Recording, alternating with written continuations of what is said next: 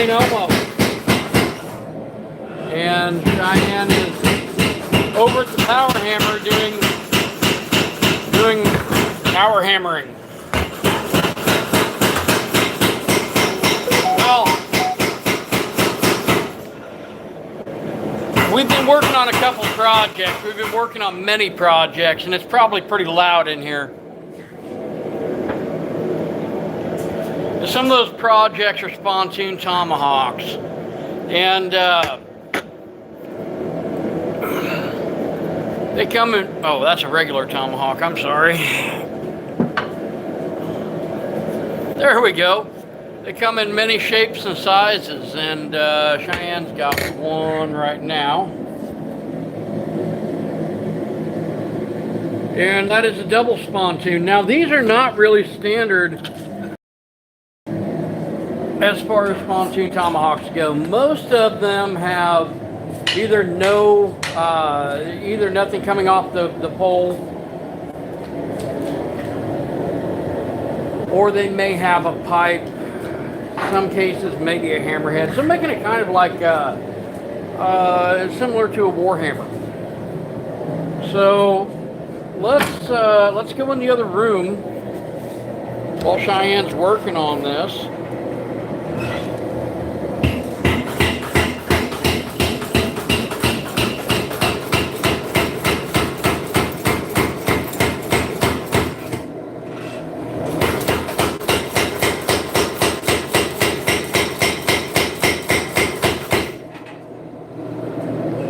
We'll talk about Spontoon Tomahawks and other cool things like that. Now, we just had a party earlier today here in Axel, Maine, so the targets have seen better days.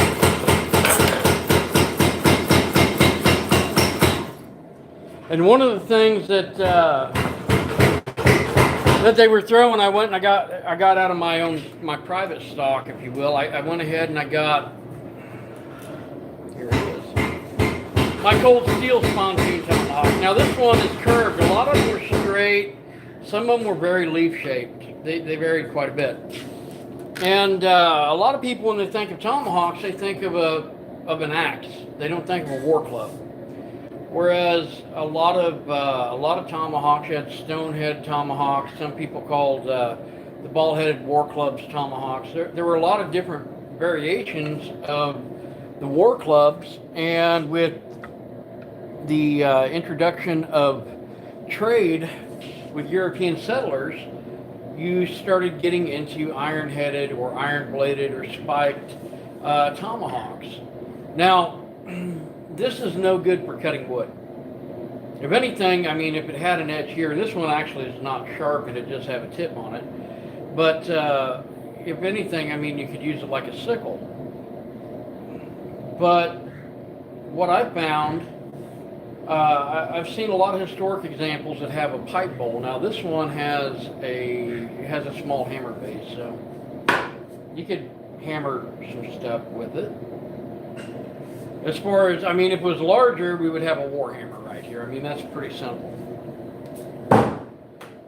But it throws like a tomahawk. That one has a tomahawk handle. It is drifted to take tomahawk handles. And clearly it can be thrown.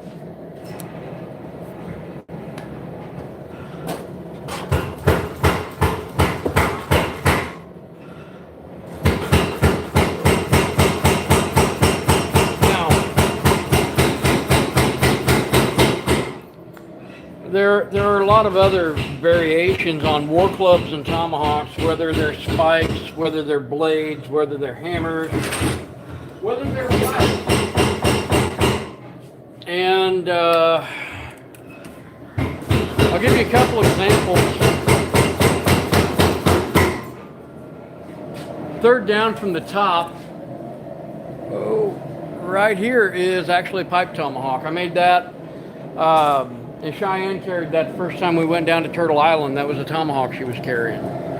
So, why are we doing Spontoon Tomahawks right now? Well, it's a time of the year where we make weird things. So, a lot of times I start getting into frontier style weapons and accoutrements and so forth. Well, I got bored and I said, hey, I haven't made one of these for a few years, so I'll make a couple. And I made a couple, and I have a few available in the shop. And now Cheyenne thinks they're cool, so she's going to make some. In fact, she's working on one right now. Just to kind of give you an overall view on these pieces. And if you haven't subscribed yet, be sure to like and subscribe and hit that notification button. I have just a basic spear type spontoon here with a small hammer face, so similar to the cold steel in construction, except this is hand forged versus drop forged, and this has a more symmetric blade on it. This one is edged. America, how are you doing? Abracadabra boy, how are you doing as well? Brighton, Gonzalez, hello. This one is a spontoon with a spike on the back, so it'll get you coming or going. And I'll just show you guys a few of these at a time. And this is a good example of a spontoon. Now, like I said, some of them would have been without a hammer pole. Some might have had a pipe bowl. Some might have had a spike. They vary. And a lot of times Spontoon Tomahawks were seen as a status symbol. Who had the idea of doing this? Robert, how's it going? Hope you're doing well. So, accounts read as such that there were armories in Europe. There were armories in Europe at the time of European colonization of the American colonies, the North American continent, that had a surplus of older weapons. So, swords and battle axes. Not that those were still used, being used at the time, because they were. Firearms were still quite primitive, but as it comes about, they had a bunch of spontoons. They had a bunch of spearheads. Okay, you have a lot of spearheads, and as it goes, they exported them to the American colonies, and were either changed there on the North American continent, or they were maybe imported beforehand, which makes total sense, because they would have been forged in Europe and then sent to the American colonies. Okay. So essentially, you've got a spearhead that's been turned 90 degrees and it's been welded to an eye. Now, once more, this is not for chopping wood. It chops into wood great. Now, as far as withdrawing, it's not too bad, but a little hard to split kindling with it. However, a spearhead is great for penetrating a soft target like a body, like an enemy, whether your enemy is an enemy, right?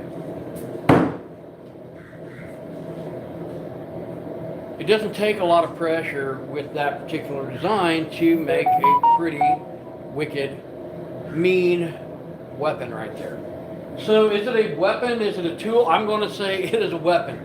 Some people call it a status symbol. This is a symbol for everyone else to stay away from that guy because he's not splitting wood, I guess.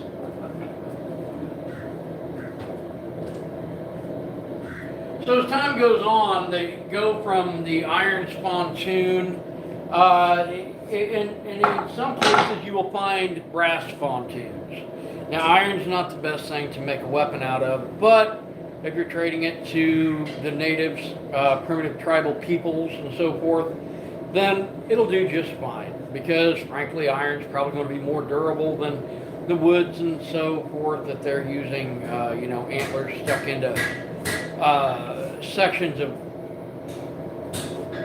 tree limbs or whatever to make a weapon like that, So you do start seeing some that are cast in, like I've seen pipe hawks cast in pewter, which is really unusual. to me because computer's quite soft. I've seen them cast in brass, and there were some Spontoons that were definitely, you know, cast in brass.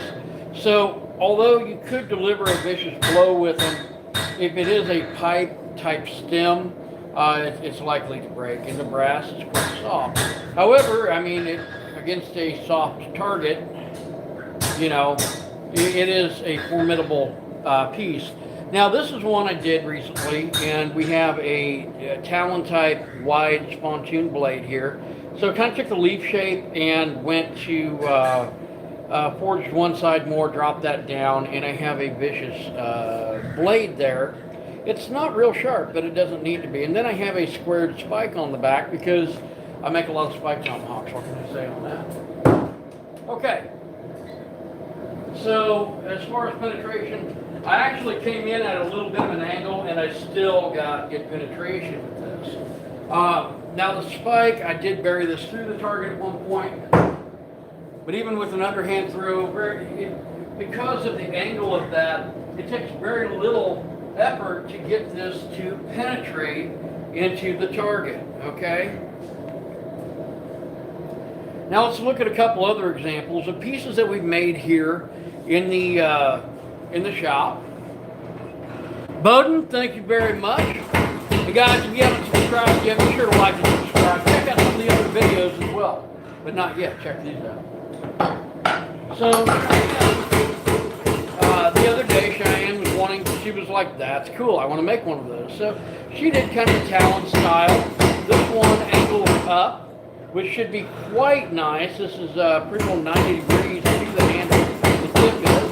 And she does a small conical spike. Now, what is a conical spike good for? A conical spike is really good for applying a lot of pressure into an area like armor or against a bone, a rib, something like that. It's going to break that material. Well, boys and girls, here we go. Let's angle it down here. So what's... Okay, so right there, think of what that could do to a person's knee. Not awesome. Not an awesome thing to have happen. But I suppose that there is purpose for that. So anyway, we have Cheyenne's Spontoon Tomahawk, and it throws quite well.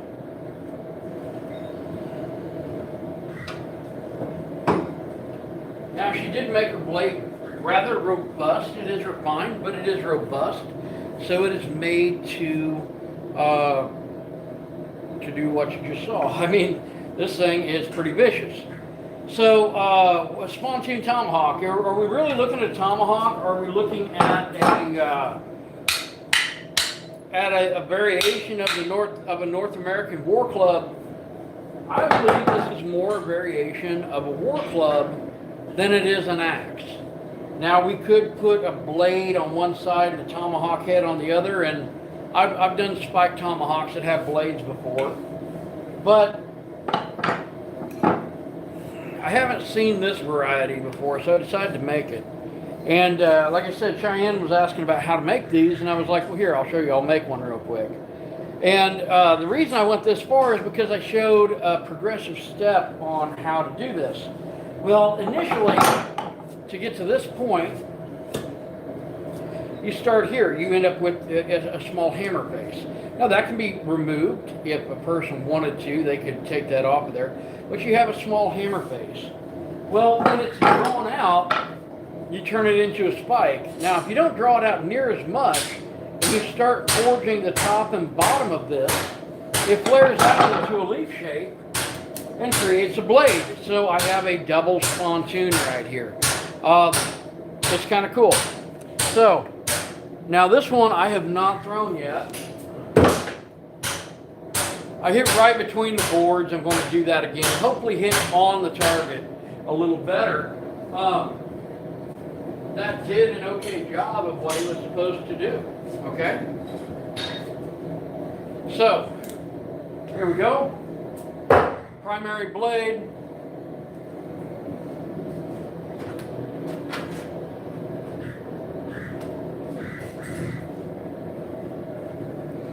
the secondary. Sticks just fine too.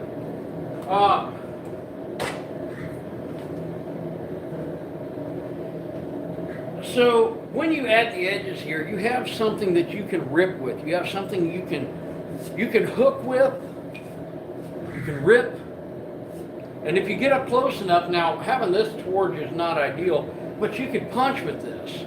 So whether you're punching or ripping, undercut, strike, I mean, there's a lot that you could do with a weapon like this. Not ideal for cutting wood, although you could probably come up to a tree and trim off some branches like you would with a hedging bill or some other similar agricultural implement. Now,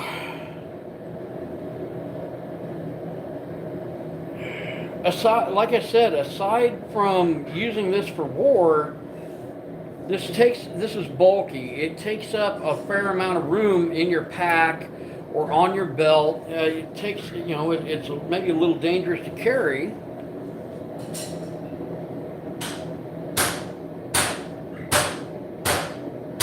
Well, I appreciate you guys. Anyway, so as it goes, it's just a very interesting concept on essentially taking a spear blade and turning it 90 degrees. All right, let's see what we're doing under here. Not bad.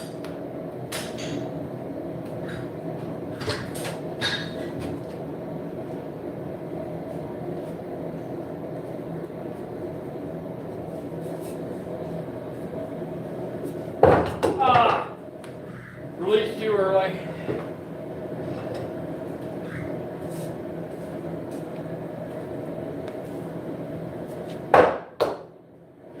Okay, it's stuck in the board below. Again and again. Okay, that's good. So anyway, making Spontoon Tomahawks, having fun. Now these we've still got to clean up. We've got to do the handles and decorate as needed. So, once more, if you haven't subscribed yet, be sure to like and subscribe and hit that notification button. Cheyenne is in here at Forge Memory, and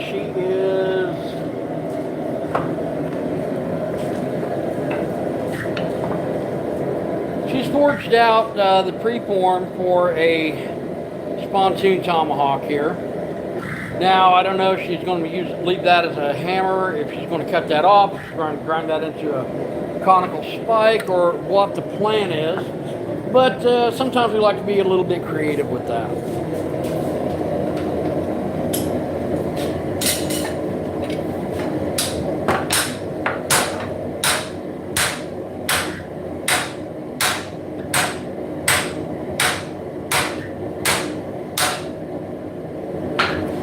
Right now, Cheyenne is drifting bottom up on this. The final drifting will be top down, so that as the handle is inserted into the eye, it's tapered down, it's wider at the top and the bottom, and it's a natural friction fit, which keeps that from coming off. Robert, that is an Atlas knife and tool forge. Okay. So what we started with the Spontoon Tomahawks we're showing tonight, we actually started with ball peen hammerheads, and we get a surplus of hammers in the shop, people bringing them to us from auctions and so forth. So what we like to do is we like to reforge those at a time.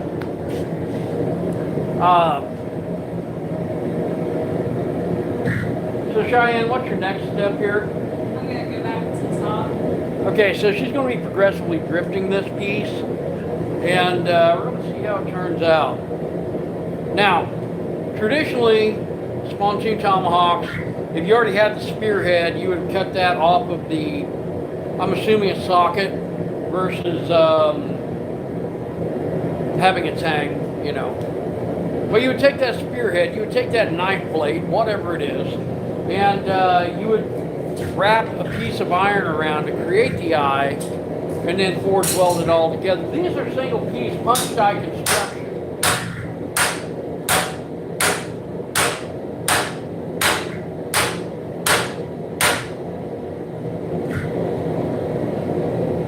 Cheyenne's doing right now, she's checking for square. There's several points that you want to check for square on a tomahawk or a spontoon, and that is being in line with the shaft, okay?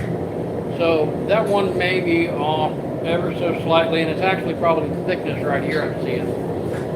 But making sure that you're in line with the shaft here, okay, with the handle.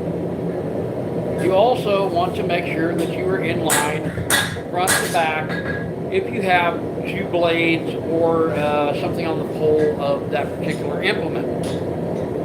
Then you want to make sure that you are, and it depends upon how you make the piece, if you want this in line, approximately 90 degrees to the handle, if you want that to kick up or down, ideally you don't want it to turn side to side either way, because that's going to interfere with your use of that piece or whoever's using it. Yeah, a little bit of fixing too.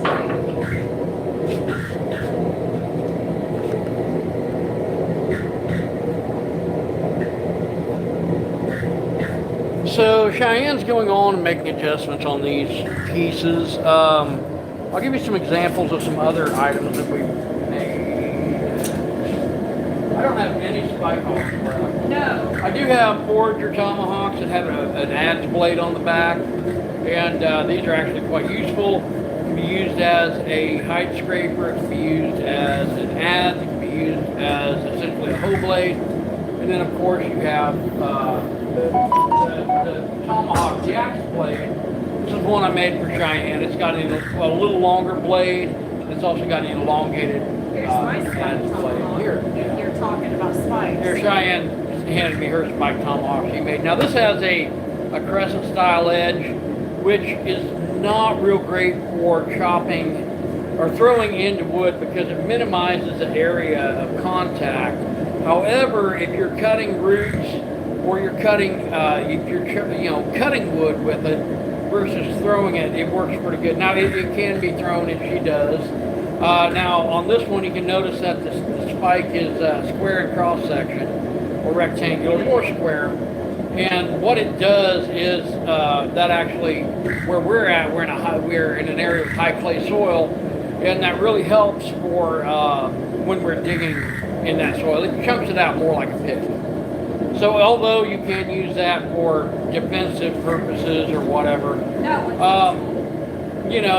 we use them for tools. We use them for digging up sassafras roots and ginseng and flint out of the creek bank and so forth. So we have a lot of different tools that we use. Actually, over my left shoulder, you can see photos of us when we were teaching down at the Turtle Island Preserve, Eustace Conway's Turtle Island Preserve, the Mountain Men show on History Channel. And right now, what you're hearing in the back, Cheyenne is doing adjustment to that piece, and we'll once she gets about where she's comfortable on it, let's go ahead and rotate on around. You can see she's checking for alignment here. And it is very disheartening. It is very frustrating when you've got to fight that and you don't get it the way you want, or you miss a piece and you have to go back into the forge after doing heat treat to fix that. So we kind of we're a little more tentative to that. Now this is going to be the third Spontoon Tomahawk head that Cheyenne's made, and it's also going to be the second one tonight. It's twisted. Okay, so go ahead and put it in the forge, bring it up to temp. And I'll show you guys a trick we use. And this works well with a long drift or with a drift that has a handle on the top. Shifted from the eye again, so I fixed that. What I did, there was more weight in that area, and it twisted just a little bit. But I got it shifted. Okay, well, Cheyenne's going to bring this up to temperature, and what I'll do is, once it's up to temp, I'm going to hop in, I'm going to help her out. And it's not that she can't do it, it's just because I've been doing this for several months, recently for several months, making a lot of axes, a lot of tomahawks for upcoming projects, and you guys might see some of those in the near future, or you might own some of them actually. Links in the description to the Turtle Island Preserve and also to Iron Mountain Metal Craft in Pigeon Forge, Tennessee, as well as Forge Memory Family website. So get that up to temperature, and I'm going to show you guys a way that I straighten that out. One, I can use a hammer or the power hammer or a press, which my press is in storage right now, and I can even that out with pressure. And really, to me, that's the ideal way to do it. But there's another way, especially if you're getting towards the end of your processes. And that's about where we're at now. Because next, she'll go into normalizing, and then she'll do stock removal. So this is kind of a, forge for effect scenario. And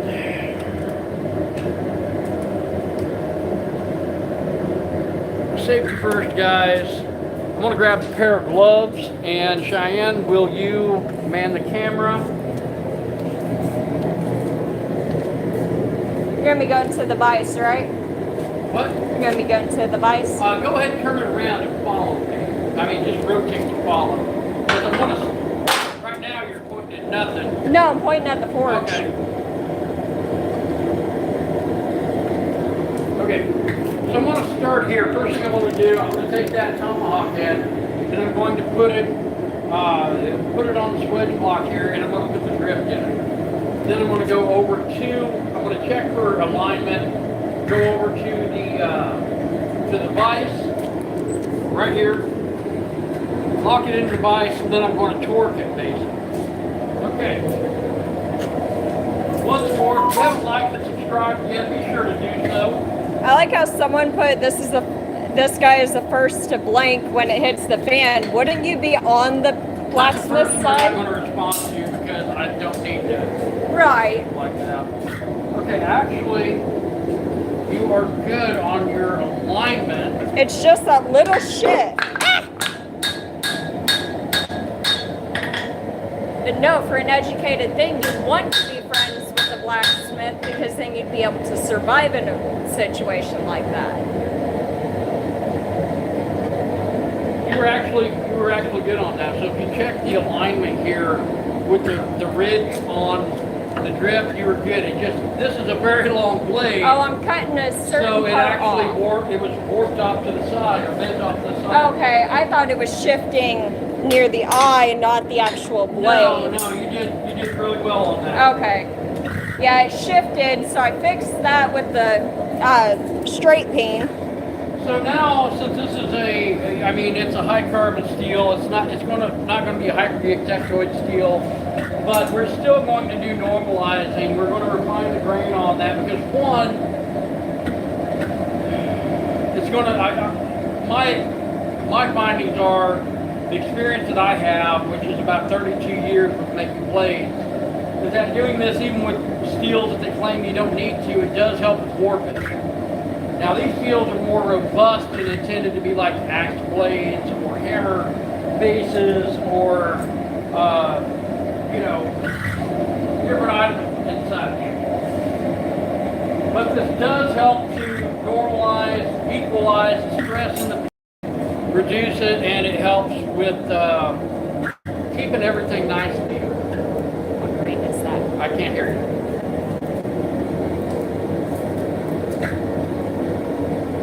Grit? Got it. So, Cheyenne, I'm going to get out of the way here while that's normalizing, and she's going to come over here to the grinder. You need gloves.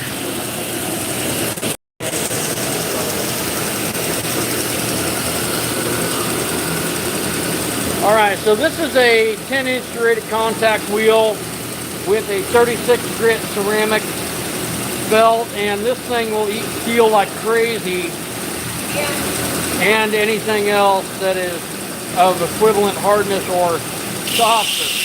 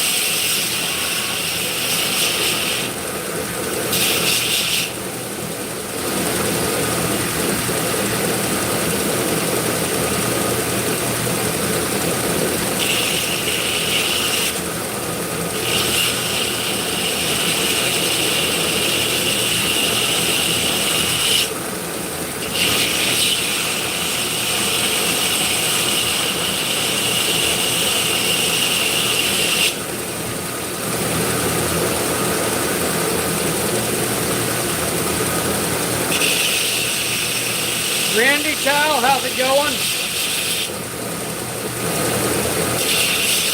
Once more, if you haven't liked and subscribed yet, now's a great time to do so.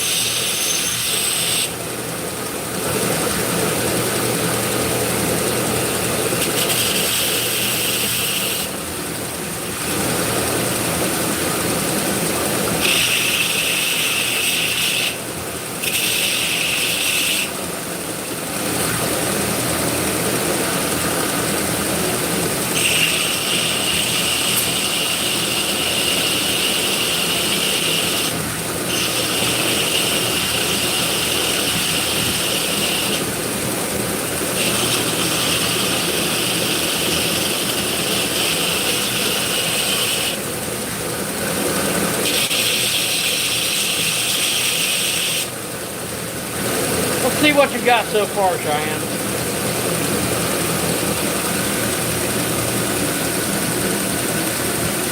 All right. I'm gonna bring it over here. What's your next step in your process? I am going to be refining this one right here. All right, go ahead.